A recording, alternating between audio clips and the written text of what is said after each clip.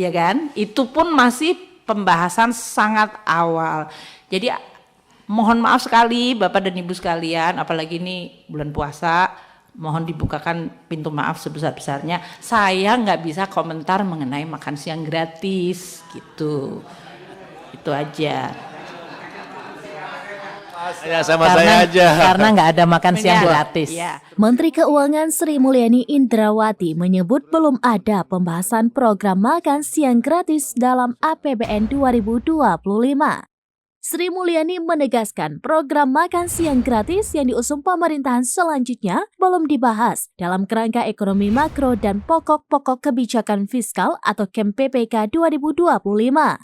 Hal tersebut disampaikan langsung oleh Sri Mulyani saat rapat bersama Komisi 11 DPR RI pada Selasa 19 Maret 2024. Sri Mulyani membantah terkait program makan siang gratis telah dibahas bersama pemerintah khususnya dalam pembahasan KEM PPKF 2025. Sri Mulyani mengatakan, itu waktu kita ngomongin KEM PPKF baru ngomongin postur besar. Tapi kalau ada yang menyampaikan, oh tadi kita ngomongin makan siang gratis, setahu saya sih enggak Pak, karena KEM PPKF kita belum ngomongin. Sri Mulyani mengaku tidak bisa berkomentar banyak terkait program makan siang gratis saat ditanya DPR RI. Lantaran KEM PPKF baru membahas mengenai postur besarnya saja. Ia juga mengatakan boro-boro ngomongin belanja K-1 postur saja masih dalam bentuk range, itu pun masih pembahasan sangat awal.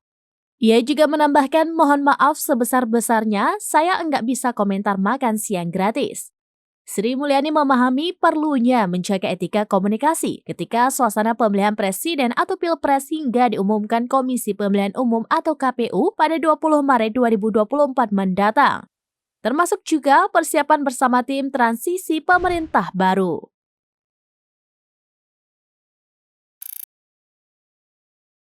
Download Tribun X sekarang, menghadirkan lokal menjadi Indonesia.